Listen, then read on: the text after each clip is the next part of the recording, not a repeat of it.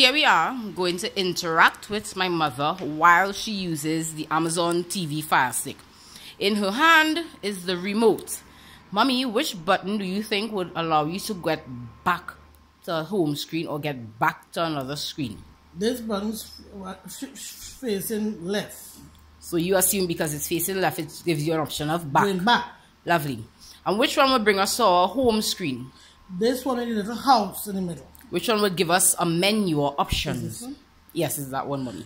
Menu, the one to the right. With three knobs to the right. Good. And the three buttons to the bottom. Which one would be to play and pause? Which one is play? This one? No, the one. That's the play or one. pause.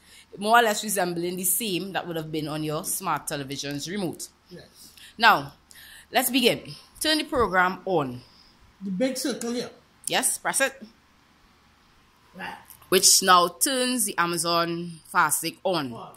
Using the normal navigations, Mommy, on the remote, I would like for you to get to that YouTube, which is the first application that you see. Wait. So using the remote, get across to YouTube. Yeah. You have to figure that out. YouTube. I think we're going so. No, go back the other way. No, YouTube is more to the bottom. So what would you do? Checking up to the bottom. Right. Go down to the bottom. Come down. Right. Come down again until Down you see again. YouTube. So now that you see it, it's saying YouTube. Home YouTube. it's now currently saying YouTube. Yes. Well, accessing that was pretty simple for her. Now, select the YouTube itself. Which button would you choose to actually select the YouTube? The middle button. Lovely. Select the YouTube. With YouTube being selected, at the moment, for some reason, my Amazon Fire Stick is reading access to YouTube have been cancelled and so forth, unless it's accessible through a browser. So therefore, choose one. Choose the first one. This one. Go across to the first one. Which one? Yeah. You gotta go, yep.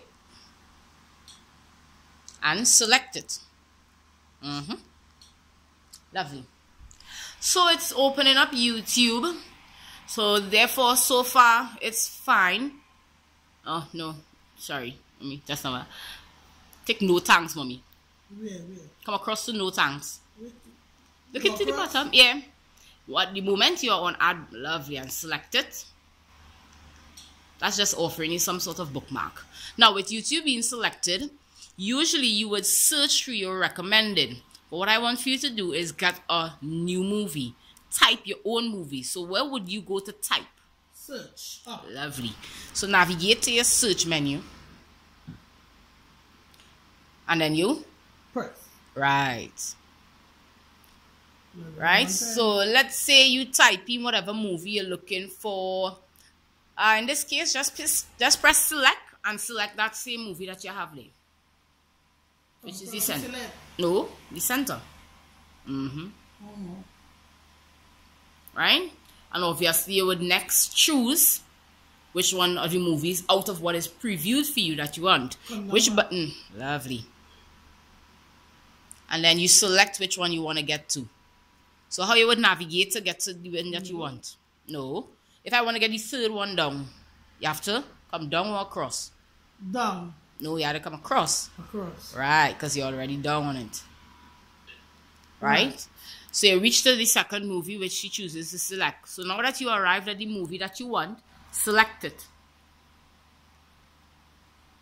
Lovely. Movie is loading. Movie begins.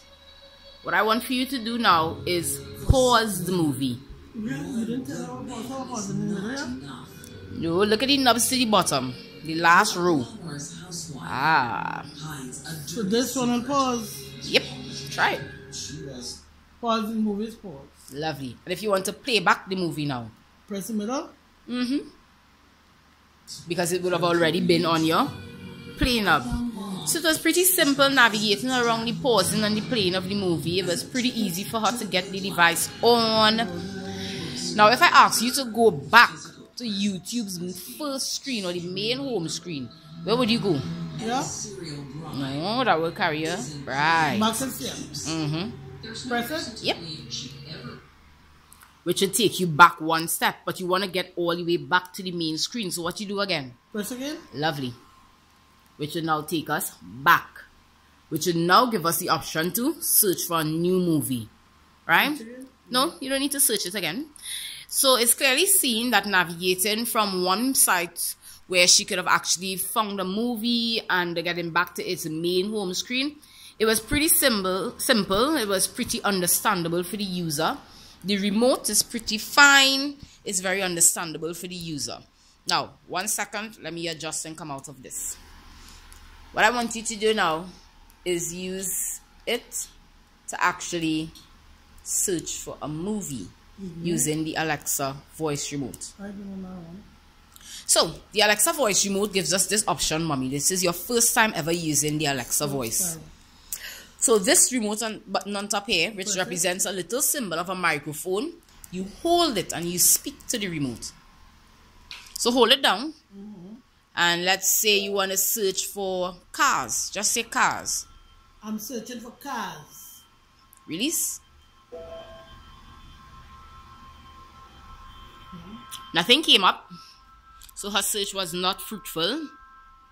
Let me try now. Searching cars. So you see how it works when I try it?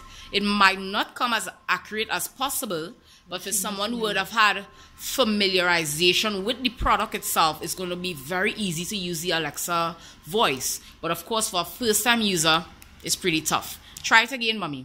Hold on the remote and actually say, simple, brief, I'm searching for cars, or just say cars. Cars. Release. I'm not quite sure how to help you with that. Of course, Alexa didn't understand. So let's say, try something else. Hold it down and say apples. Apples. See, an array of options pertaining to apples would now pop up for you. So you notice how it's much easier. In your opinion, Mommy, which one you find is much easier to navigate? Your smart TV in the back where you have to manually type everything that you search for, or the Amazon the Amazon Fire Stick that has the option of the voice, the Alexa voice remote? Which one is easier for you? The Amazon is easy, but I'm familiar with the remote to the back, the smart TV. In my bedroom. Alright, so you do not prefer to use this at all over your remote to the back? Because I'm comfortable with the remote at the back. Alright then. So is it any kind of a challenge that you wonder? Is it that you worry at any time for the fact that this Alexa Amazon Fire Stick is hooked up to your Amazon credit cards and your Amazon account? Do you ever worry for the fact that this television is in your living room where everyone would have had access to it? Or is it that you are expecting the program to have proper security measures in place for you? I expect it to have proper security for me, but I prefer the family in the drawing room using the TV in the drawing room and not in my bedroom. Alright, so that's your reason as to why you prefer your smart TV over using the Amazon Fire Stick. Because it's personal. Alright then. Thank you very much. Thank you for watching and viewing.